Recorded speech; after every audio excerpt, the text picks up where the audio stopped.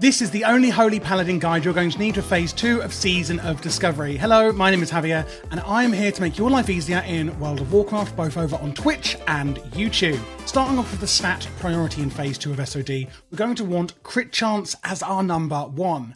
MP5 or mana per 5 seconds in second, healing power coming in at third, fourth is intellect, and fifth is spirit. Going now onto the talent tree that we're going to take. It's all quite straightforward for Holy Paladins, but actually really exciting at the same time. So let's have a look. First of all, we're going to put 5 out of 5 into Divine Intellect, something I want to get my hands on. That is going to increase your intellect by 10% overall, which is huge, just right off the bat there. Second row isn't too good. We're going to go with Spiritual Focus, 5 out of 5, giving our Flash of Light and Holy Light spells a 70% chance to not lose casting when you take damage. Quite good if you're leveling, however in raids etc, it's not going to be that efficient, but hey ho, here we go. Next line, going left to right, we're going to go 3 out of 3 Healing Light, increasing the amount healed by some of our core healing spells here. 1 out of 1 into Consecration. We can slap this on the ground and do some damage to those dirty Nomegan trogs or trolls or gnomes, whatever those people things are down there.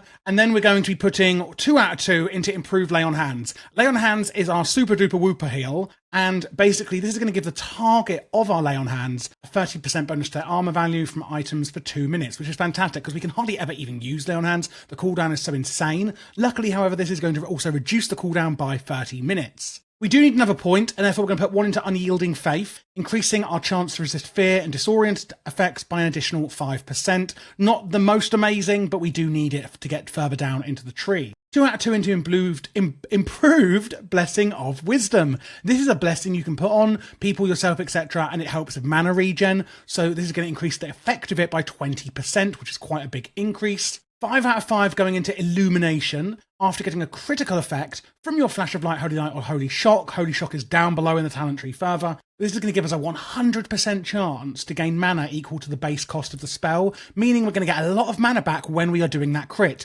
Remember I said at the start that the stat priority is going to start off with crit. This is one of the core reasons why we love it so much. 1 out of 1 going into Divine Favour. When we activate this on a 2-minute cooldown, that is also then going to give our next spell a 100% crit chance, which paired with Illumination is of course really, really good. We're skipping Lasting Judgment, no judgment here, thank you very much, and we're putting 5 out of 5 into Holy Power, increasing the crit chance of our holy spells by 5%. Again, crit, crit, crit, that's what we want. 1 out of 1 into Holy Shock, and boom, Bob's your uncle, we're level 40. This is going to be on a 30-second cooldown, blasting the enemies of Holy Energy, or blasting your allies with Holy Healing, I guess. Going on to the runes then, we're actually going to be going with Divine Storm on the first one, an instant weapon attack that causes 110% of weapon damage up to 4 enemies within 8 yards. And it's also going to heal 3 party members for a 25% of the damage caused, making this absolutely fantastic as an AoE heal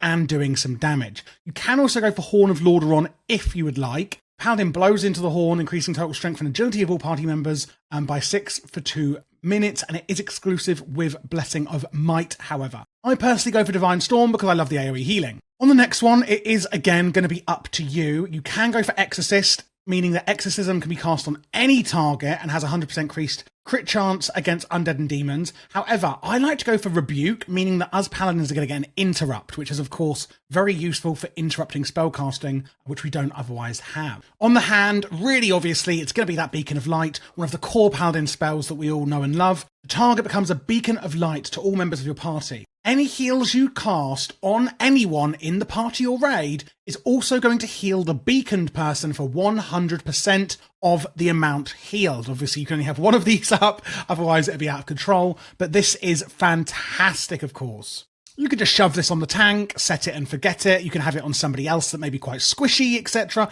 It's up to you. Or you can be quite nasty and selfish and put it on yourself, but generally that isn't the done thing. Again, regarding doing some attacks as a healer, we're going to go with Sheath of Light. Dealing damage with your melee weapon increases your spell power by an amount equal to 30% of your attack power for 1 minute. In addition to that then, our critical healing spells heal the target for 60% of the amount healed over 12 seconds, further increasing how much we want that crit. Lastly, on the feat rune, we're going for Sacred Shield. This is a really fun one as well. Each time the target takes damage, they gain a Sacred Shield, absorbing damage. and increasing the Paladin's chance to critically hit with Flash of Light for 50%, by 50% for up to 6 seconds. So again, increasing that crit chance, which flows into everything else we're talking about in this build. In addition, it's going to cause your Flash of Light to heal targets with Sacred Shield for an additional 100% over 12 seconds. They can't gain this effect more than once every 6 seconds, and it does last for 30 seconds. This spell cannot be on more than one target at any time. So again, Sacred Shield is phenomenal.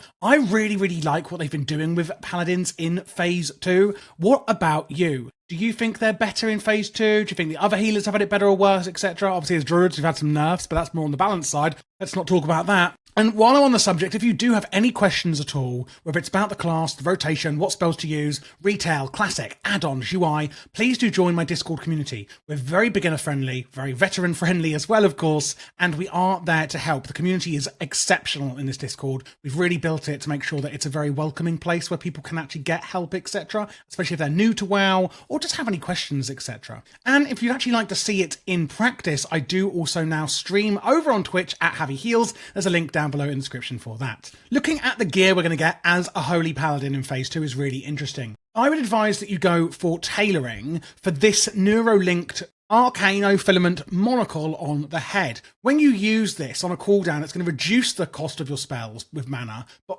obviously, but also increase the spell power that you do as well, and therefore increasing healing, as well as giving you some MP5 and some intellect, etc. A lot of these are going to be from Nomagun, and I'm gonna, if I don't say it's from PvP, etc., you can assume it's from Nomagun. Pendant of Homecoming, healing increase MP5, Nomagun. Synthetic Mantle, Nomagun, healing increase on there, intellect, etc. It's all quite straightforward. Cloak of Invention for the same, MP5 on there. Now, one really interesting one is the Shock Forged Breastplate. This is going to increase our crit chance, which I keep banging on about, for 1%, and also increase our healing. Don't forget you can enchant this with 100 mana, and the set bonus is going to be on the chest, legs, and boots. So you want all three to get that set bonus. It's quite nice. Some other classes, they don't have the greatest gear set that's for their kind of class of gear, as in, you know, druids in leather, shamans in mail, paladins in plate, some of them still wearing cloth, etc., like we are on the headpiece and the shoulders, etc. But at least we've got the set piece that is going to be actually in plate.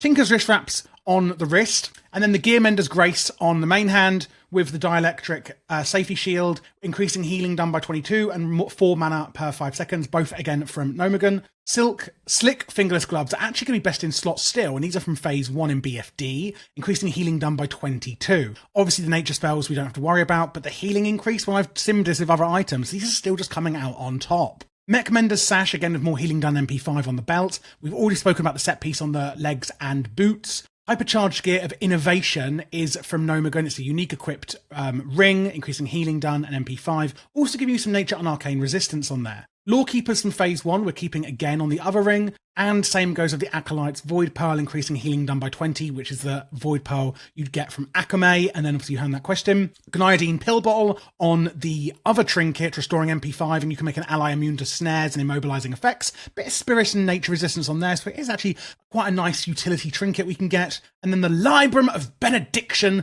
reducing the mana cost of your seal spells by 10 on the last slot there. If you are looking at where these are coming from and you want a lot more in-depth gear review, I am going to be doing a pre-BiS, BiS, and leveling gear kind of recommendation video where I go a lot more in depth shortly on my channel for all classes. Make sure to subscribe so you don't miss out on that. Lastly, let's have a look what we're shoving in our gob and enchanting our gear with in Phase 2 as a Holy Paladin. So, Sagefish Delight over here is really, really fantastic for MP5 and a bit of mana regen. If you don't want that, you can get a lovely, tasty spider sausage off the auction house, or Kodo Stew, increasing stamina and spirit by 12, both retrospectively. Very easy to farm yourself.